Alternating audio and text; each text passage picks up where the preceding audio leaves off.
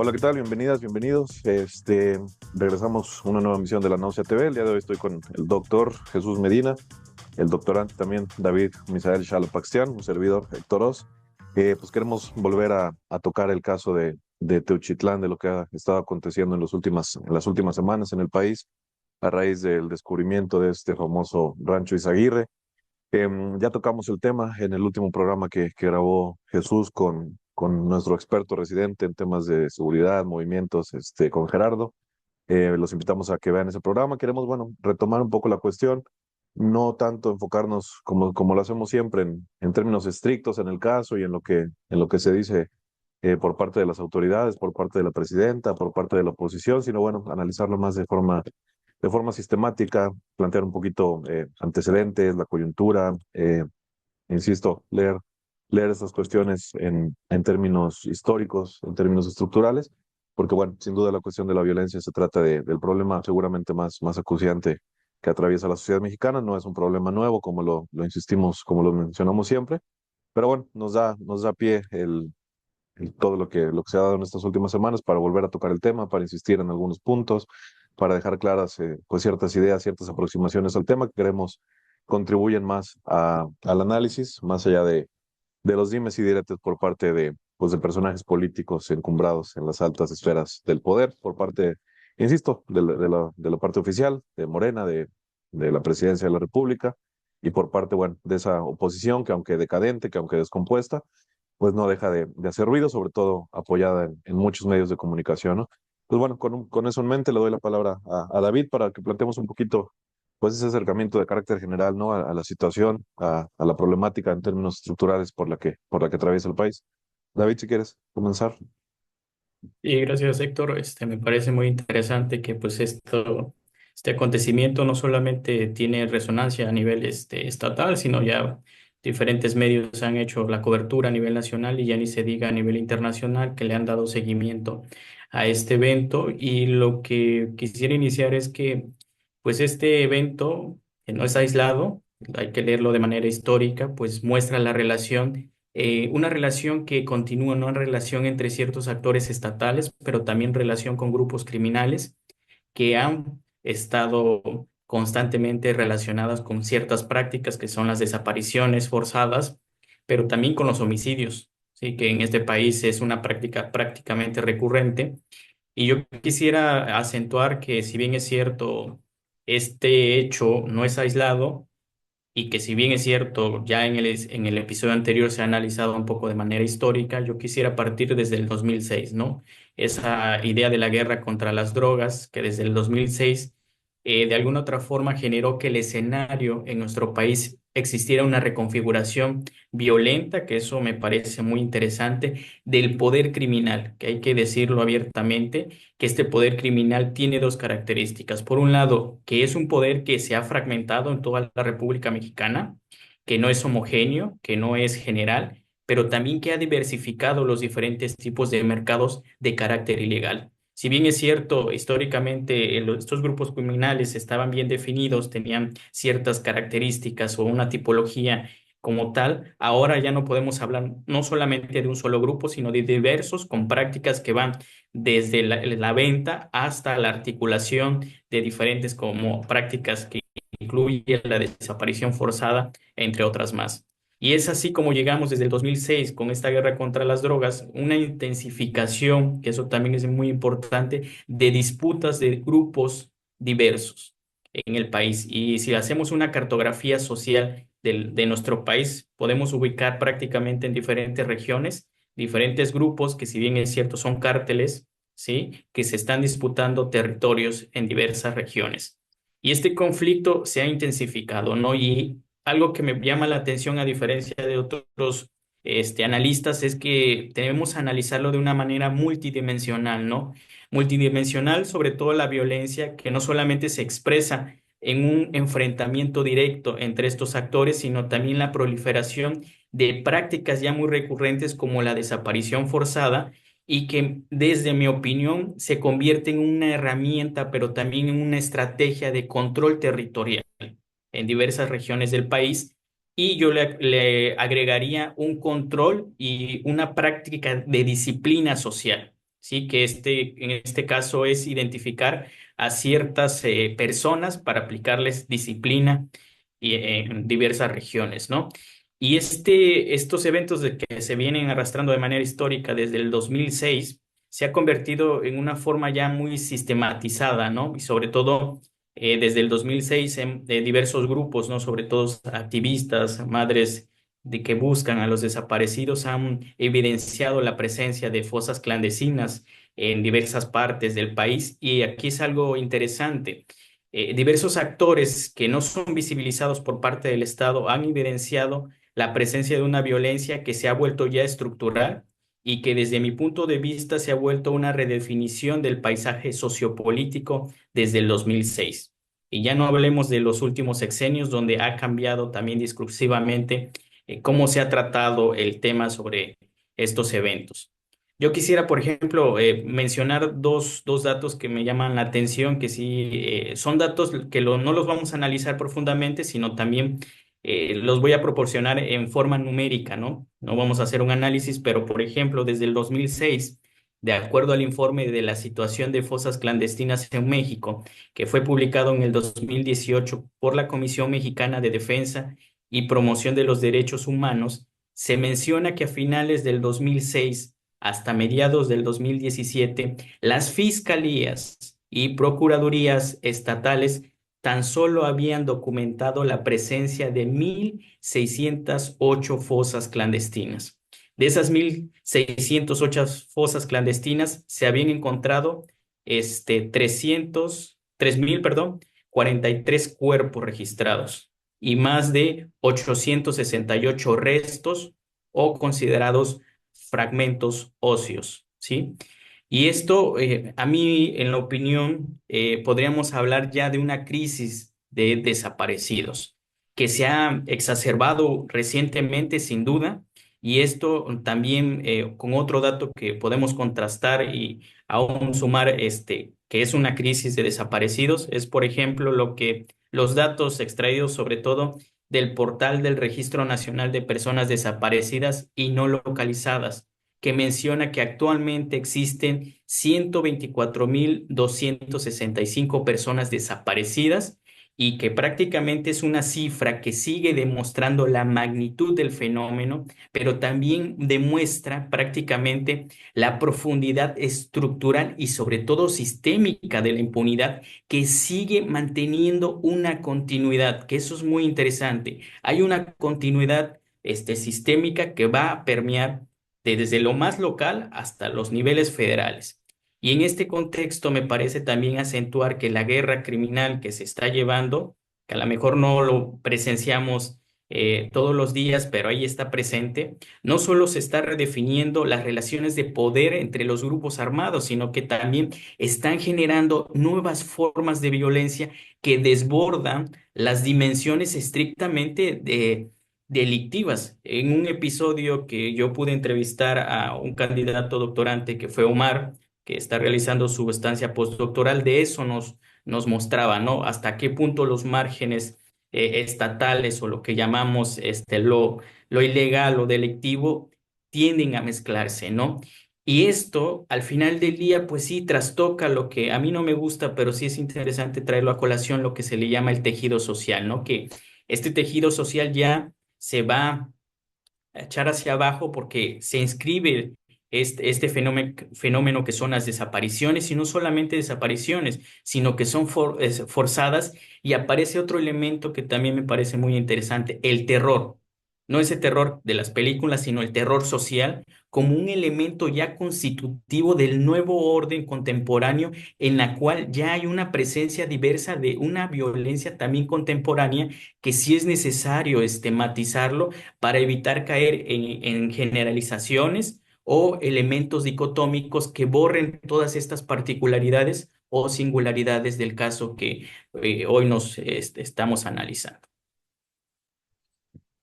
No, yo creo que pintes el panorama claro, ¿no? Y efectivamente el 2006 es la fecha clave, es el momento de quiebre. la patada al avispero que pega Calderón por legitimarse, por lo que queramos, por presiones internacionales también. Recordemos, bueno, que hay en un primer momento ese famoso Plan Colombia, después la situación se traslada a México, pero sí, efectivamente lo que vemos es que llevamos pues 2 décadas ya prácticamente con una situación que, como bien comentas, pues ha adquirido un carácter ya sistémico, un carácter estructural. Esta cuestión de los límites del Estado, pues a lo mejor pensar un poquito en las distintas políticas que se han ido dando en los distintos sexenios a partir del de Calderón. El de Peña Nieto, pues presentándose más o menos como una continuidad del primero, ¿no? Del de Calderón, pero efectivamente sí, con López Obrador, sí vimos un cambio en la estrategia, si es que se le puede llamar a eso estrategia, pero que la recordaba yo ahorita precisamente que comentabas esta cuestión de los márgenes del Estado, y yo creo que lo que vimos el sexenio pasado, tampoco es decir que agravó la crisis per se, pero sí que el Estado se retiró de ciertos lugares, se retiró, pienso por ejemplo en Michoacán, pienso por ejemplo en Chiapas, pienso por ejemplo en ciertas zonas de Guerrero. Jalisco se volvió pues un feudo, ¿no? En disputa también entre nuevas organizaciones, en fin. Y bueno, aparentemente en este sexenio hay un cierto regreso a un combate más frontal, un combate más directo.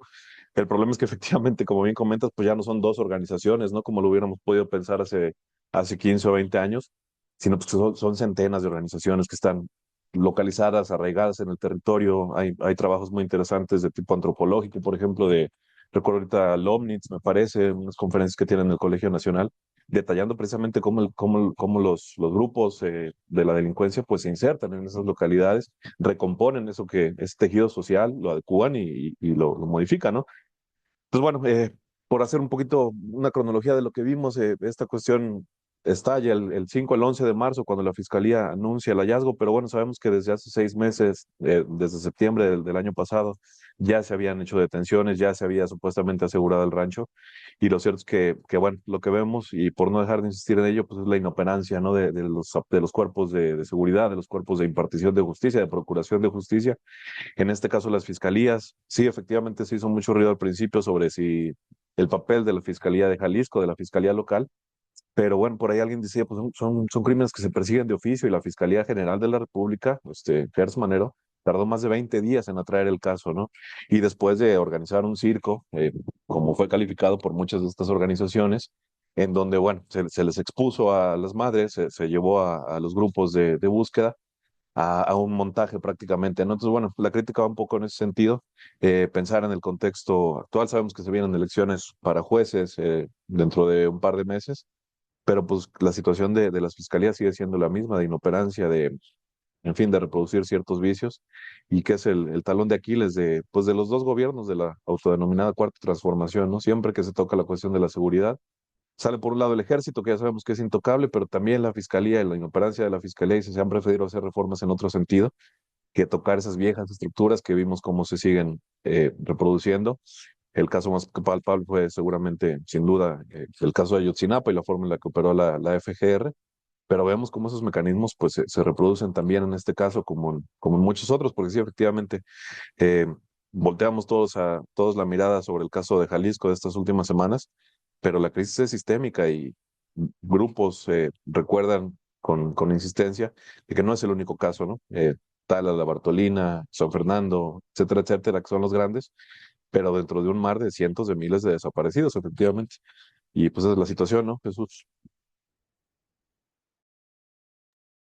Sí, en efecto, bueno, ya ustedes pintaron muy bien el escenario. Yo solo quisiera volver sobre algunas cuestiones que mencionaron y que me parecen centrales, que tienen que ver con justamente los límites en la estrategia que el nuevo régimen, digamos, como se ha planteado desde 2018 como un cambio central, pues nos refleja nuevamente, como en muchas otras áreas que ya hemos discutido en este canal, cambios más de forma que de fondo, ¿no? Un discurso que se plantea tareas que son centrales, digamos, en el clima político y social en el país, pero que a fin de cuentas tienden a reproducir los mismos males transeccionales, sistémicos, estructurales que el Estado mexicano ha estado reproduciendo por tantos años, más allá del color del partido que esté en el poder.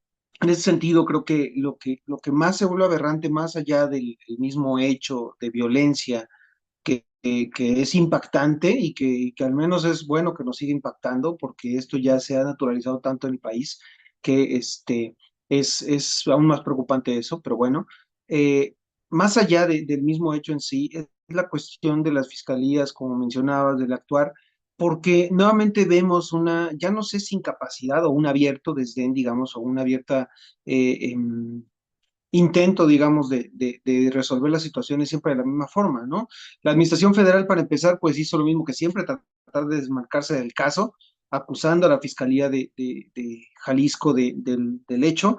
Lo cierto es que, bueno, se menciona, ¿no? Justamente que desde la primera intervención que mencionaste, Héctor, la Fiscalía General de la República ya tenía conocimiento sobre el lugar. Entonces, ¿en qué tipo de prácticas están incurriendo o a qué nivel hemos llegado para que un campo de entrenamiento donde se comprueba la presencia de personas que están en contra de su voluntad no es algo como para investigarlo de lleno? Y más aún, ¿cómo es posible que tanto tiempo después todavía las madres encontraran todas esas evidencias? Entonces, lo mencionábamos en el programa anterior junto con Gerardo, ¿qué tipo de acciones están haciendo para que nuevamente, como lo hemos visto, como lo mencionaba David desde el 2008, más desde el 2014, que fue la crisis grande, no solo de Ayotzinapa, sino de todos los descubrimientos de fosas en Veracruz, en Tamaulipas, en muchas partes del país?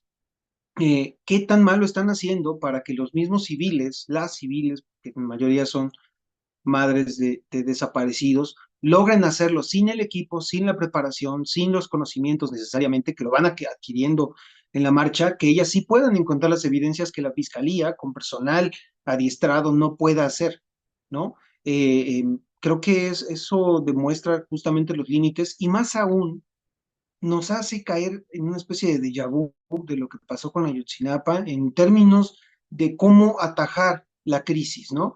Mencionaban por ahí algunos analistas, ¿no? Que los primeros días parece ser que la presidenta y todo su aparato gubernamental actuó de la forma en la que se supone que tenía que actuar un Estado, que es decir que la situación es grave, que lamentan la situación, que van a investigar, que no pueden dar todavía información del todo de cuál era el carácter del lugar y del acontecimiento, pero pronto cayeron en el juego de la crítica, digamos, de la oposición, en el cual, más que dedicarse a dar soluciones, que era, digamos, la forma en la que podían resolver la crisis, se dedicaron a eso, ¿no? A hacer un circo, como tú mencionaste, no solo por atacar a las madres, sino por cómo lo hacen. ¿Por qué? Porque, bueno, le abren el rancho a influencers, youtubers, tiktokers, para un espectáculo que buscó justamente contrastar la versión de los padres y madres buscadoras y básicamente criminalizar nuevamente a las personas, ¿no? Yo no sé, creo que todo esto, dicen muchos, no se trata casi de semántica, ¿no? No puedes decir que es un campo de exterminio, ellos querían ver Auschwitz, yo creo, porque entonces si no hay hornos crematorios, perdón, cámaras de gas y hornos crematorios como los de allá, pues entonces no es un campo de exterminio. Bueno, llamémosle entonces, como ellos decían, un campo de entrenamiento. El problema es, ¿cómo es posible que se tengan este tipo de entornos donde aparte se está entrenando ya no a gente, a sicarios que van, digamos, intencionalmente, sino a gente que fue básicamente secuestrada por medio de redes digitales en las cuales creo que la policía, la fiscalía podría tener cartas en el asunto, podría revisar, porque no es algo que pase con 10 personas, estamos hablando de cientos de personas, porque este no es el único rancho. Ya el día de ayer se informaba todavía que a escasos kilómetros de ahí se encontró otro rancho con campos de entrenamiento. Hay incluso, ya si quieren ocupar a youtubers y a tiktokers, hay podcasts donde abiertamente se habla de personas que estuvieron en esos ranchos sufriendo ese tipo de situaciones. Entonces, lo que se vuelve crítico, y esto sí, digo, sin entrar en amarillismos, en alarmismos, lo cierto es que estamos en una crisis central porque hablamos de, como decía David, casi 125,000 desaparecidos. ¿Qué clase de Estado moderno, contemporáneo, democrático, eficiente puede permitirse esa cantidad de personas desaparecidas sin una estrategia integral que nos permita acercarnos hacia una solución de eso, ¿no? Y lo peor, y con esto cerraría, más allá de que podamos entrar un poco hacia, digamos, cuál va a ser el papel de esta crisis en el gobierno de Claudia Sheinbaum, con un poco de perspectiva. Lo que también me parece central, y esto en términos más sociales, pero también políticos, por supuesto, es el clima que está rondando el caso. porque todo lo que habíamos ganado con Ayotzinapa en 2014, 2015, con toda esta crisis de seguridad, que habíamos logrado quitar hasta cierto punto esta faceta de criminalización de las víctimas, diciendo que si una persona moría en esos entornos era porque andaba en malos pasos. Todo eso que se logró a nivel de opinión pública, cambiando esa mentalidad, parece que de un plomazo lo borramos. Lo otro lo hemos visto en las redes sociales, lo hemos visto también en comentarios del canal, en los cuales parece ser que cualquier intento de cuestionar o de criticar el actuar de este gobierno, aún desde nuestras trincheras, que no son partidistas evidentemente, porque también criticamos a Calderón y a Peña Nieto, parece ser una afrenta contra la patria, casi casi, ¿no? Entonces esas personas casi casi nuevamente se buscaron su destino, ¿no? Entonces creo que eso es lo que me parece más grave de toda la situación. Sí, todas estas nuevas disputas por las famosas narrativas, ¿no? Efectivamente, desde el sexenio de López Obrador, pues se eligió desde las mañanas, pues poner el foco sobre todos aquellos que criticaban mínimamente cualquier actuar del gobierno, ¿no? Cualquier actuar de la política, ya fuera social, económica y por supuesto en el caso de seguridad. Y bueno, vemos cómo se reproduce ese esquema. La presidenta tiene un estilo distinto, pero efectivamente lo que pasó la semana pasada de llevar a youtubers e influencers a dar su testimonio como si ellos fueran quién, después de, por supuesto, de la inoperancia, de la ineficacia, de la estupidez de la fiscalía, de abrir el campo sin ton ni son, ¿no? Pero pues sí, efectivamente, yo creo que lo que queda claro a partir de las intervenciones de ustedes es que como en muchos otros casos, lo que no vemos es una política de Estado que sí tuvieron desafortunadamente Calderón y Peña Nieto. Nada más que era una política de Estado evidentemente centrada en reprimir, en controlar la protesta, en controlar la disidencia, en manejar el discurso y en eso, ¿no? En esa famosa patada al avispero que nos tiene como nos tiene. Pero efectivamente, el nuevo régimen, la cuarta transformación llega sin una política establecida, sin políticas concretas, y lo vemos claro en el caso de la fiscalía, ¿no? ¿Quién es el personaje que encabeza la fiscalía, que toma una fiscalía, que llega precisamente con López Obrador? Es el procurador que ya viene del sexenio de Peña Nieto, se da la reforma de la fiscalía, se renueva este personaje Gertz Manero, se entiende que no puede colocar López Obrador a su gente, se entiende que Bernardo Batis, que creo que tiene como 90 o 100 años, como si Hertz estuviera más joven, ¿no? Pero lo cierto es que esas estructuras que vemos cómo operan dentro de la fiscalía, pues son las que siguen manejándose, ya no sé si desde los 90 o desde los 80, ¿no? La misma gente, los mismos modos de operar, la misma opacidad, la misma ineficiencia, en fin, y eso es lo que vemos más allá de... Mucho hemos insistido en este canal, por ejemplo, no la cuestión de los apoyos sociales, no los criticamos per se, los criticamos en el sentido de que parece que son pues una tapadera frente a la otra inoperancia del gobierno, ¿no? Sí, abrazos y no balazos, pues, mucha gente se reía de esa situación, pero lo cierto es que el Estado se retiró en muchas localidades, en muchos sentidos. Hablas de pues, quién sabe cuántos cientos de campos como este no haya, ¿no? En el país. Sabemos efectivamente que hay lugares donde la policía no entra, donde la Guardia Nacional, que se creó que tiene, ¿cómo se llama? Cuarteles repartidos por todo el país, pero hay lugares donde simple y sencillamente no entran, carreteras por las que por las que deciden no transitar, porque son precisamente las que están controladas por otros grupos que no son los pertenecientes al Estado, o bueno, que forman parte de ese Estado mafia, de ese famoso narcoestado. Se hablaba de la cuestión del terror, ¿no? Del famoso terrorismo, de que no podemos criticar ahora porque le damos alicientes a Donald Trump. Pues en este programa ya hemos insistido de lo que se trata el actuar de la presidencia de los Estados Unidos y no es nada más señalar a los cárteles como organizaciones terroristas porque sí, ¿no? Hay una lógica detrás, una lógica política de intervencionismo, pero no quiere decir eso que pues, tengamos que aceptar lo que se nos dice desde las mañanas, porque decía, no se va a construir una nueva verdad histórica y bueno, efectivamente esperemos que ese no sea el caso, ¿no? Pero nos vamos a quedar sin una verdad ni histórica ni ninguna, porque pues la fiscalía opera como opera y los cuerpos de seguridad, de procuración de justicia, operan como operan en esa completa descomposición. Y lo preocupante es eso, ¿no? Más allá de que se anuncian ciertas políticas, ciertos registros de desaparecidos que tendrían que estar funcionando ya desde el 2009 y que no funcionan precisamente porque el gobierno pasado detuvo muchas iniciativas, echó para atrás conteos, recordemos lo que pasó con Carla Quintana, con la comisión de búsqueda, ¿no? Desarticulando, haciendo censos paralelos de desaparecidos por personal que no está capacitado para ello, por el personal de los famosos servidores de la nación. Díganme ustedes qué capacidad tienen, digo, no pues sean tontos, sino en términos formativos, en términos estrictos, de llevar un conteo de esa magnitud, ¿no? Entonces, tan solo para cerrar, eh, escuchaba yo un analista la semana pasada, un abogado decía, a ver, es la tontería más grande del mundo aumentar la pena para las desapariciones, como si eso fuera a disuadir a las personas de secuestrar. Si aumentas la pena, prácticamente le pones más barato, aunque suene crudo, matar a la persona. Es decir, hay menos posibilidades de encontrar la comida porque la desaparición te sale más cara en términos de pena que el asesinato, que el homicidio, ¿no? Entonces, ¿qué clase de política? ¿Quiénes están asesorando? Si es que están asesorando. Se anunciaron detenciones el día de ayer, el día de antier, después de un trabajo de meses, supuestamente, pero lo cierto es que no vemos actuares más concretos en ese sentido y eso es lo que se extraña, ¿no? Así como en muchos sentidos, en términos económicos, administrativos, pero pues en este sin duda es donde más se echa en falta un Estado funcional, como dice Jesús, ¿qué clase de Estado moderno permite estas situaciones?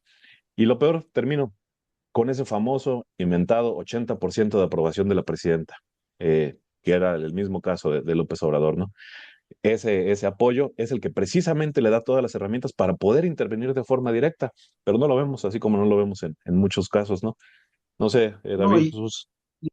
y tiene que ver con la falta de, tú lo mencionas, una estrategia. Y a ver, no es que digamos que Calderón o Peña Nieto la tenían mejor o que eran más inteligentes que el equipo de Morena. El punto es, cuando no tienes una estrategia congruente, coherente y concreta dentro de tus intentos por cambiar la situación, lo que vas a hacer es reproducir lo que ya en las estructuras se hace. Y eso es justamente lo que está pasando, porque hacen bomberazos, básicamente, tienden a resolver la situación en virtud de que no hay un plan verdaderamente, digamos, eficiente detrás en la forma en la que se les da la gana. Y esto nos refleja no solo la falta de control del Estado sobre el territorio que mencionabas, Héctor, sino también la reproducción de una cultura política y de prácticas que vienen del viejo PRI.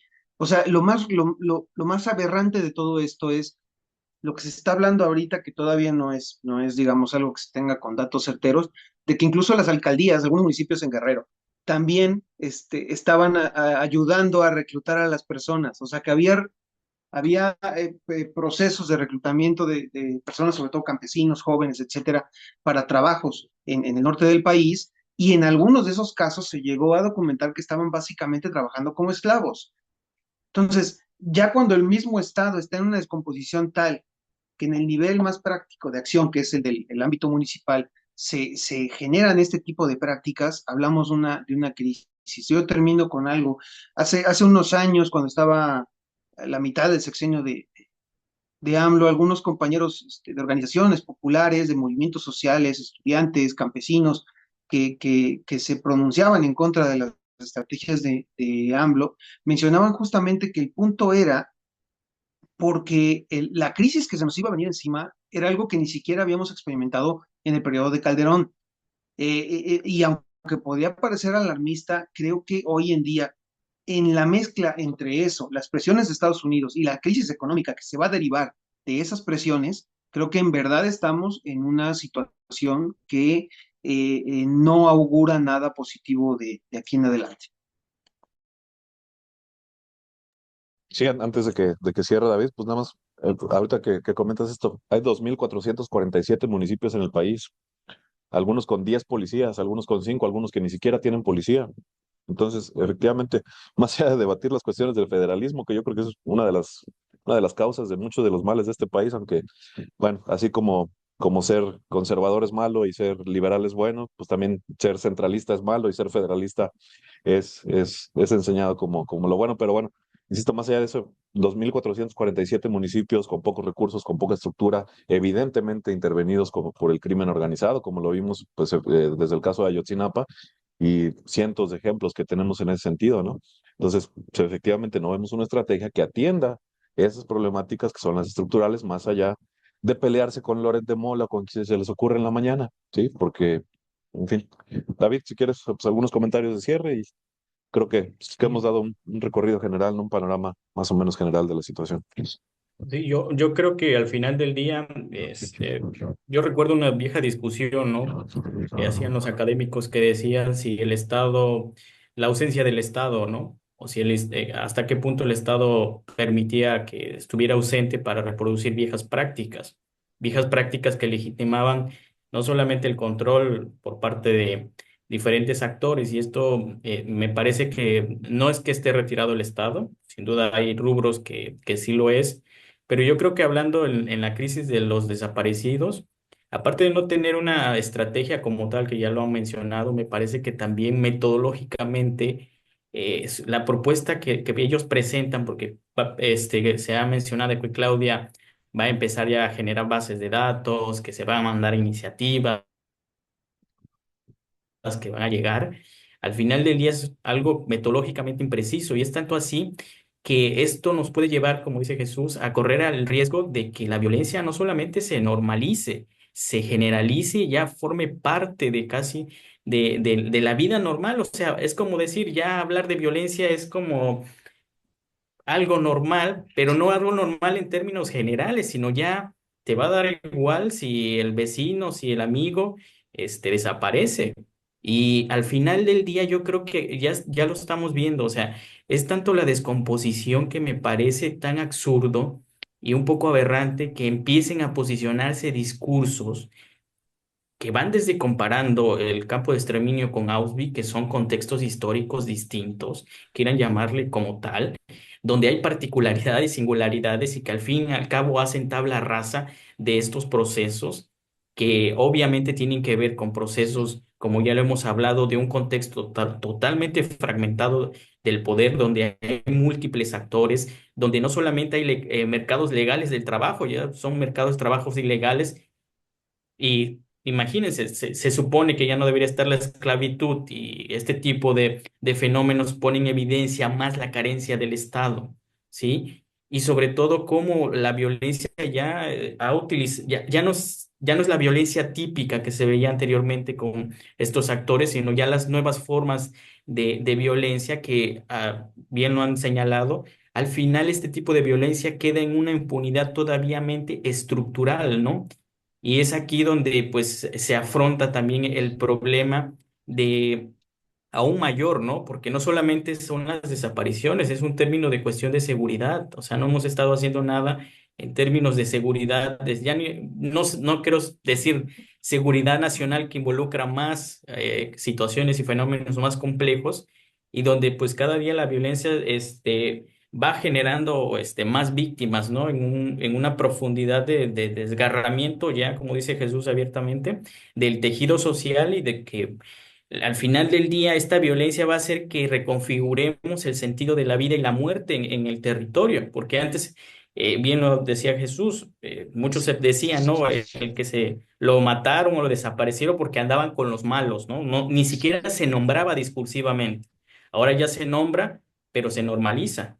Y es tanto así que el impacto para muchos lo utilizan y ya lo están empleando mediáticamente. ¿Cuántos políticos ahora ya se sumaron a la bandera de esos actores que ni siquiera para ellos eran referencia o estaban dentro del escenario de la política nacional, ¿no? Ahora sí van a emplear ese estandarte para llevar leyes, iniciativas, que eso no soluciona, porque al final del día ya lo hemos dicho, se tiene eso parte de un plan que al final cada 6 años se termina, las iniciativas a veces no pasan, se congelan y ahí se mantienen solamente para hacer reivindicaciones de tipo discursivo, ¿no?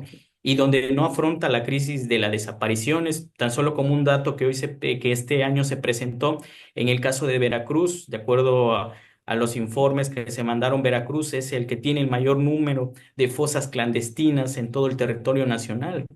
Y eso eh, los gobernadores que han pasado, que han sido de Morena, incluso desde la presidencia nacional no se dice eso. Se dicen que hay más de 600 fosas clandestinas tan solo en el estado de Veracruz, que se han documentado gracias a ciertos actores, sobre todo de madres buscadoras, que como bien dice Jesús, sin tener nada prácticamente y tener sobre todo esa esperanza, la esperanza al final del día de encontrar algo que les permita darle descanso de que encontraron a su desaparecido, que es un dolor muy complejo, que obviamente esperemos no recurrir a ese escenario complejo. Me parece que pues sí es importante ver que pues esto ya es sistémico y ya es un problema que sí se necesita ahora sí atenderlo desde la raíz, ¿no? No nada más dar como los médicos paracetamol para todos. No quiero hacer un comparativo así general, pero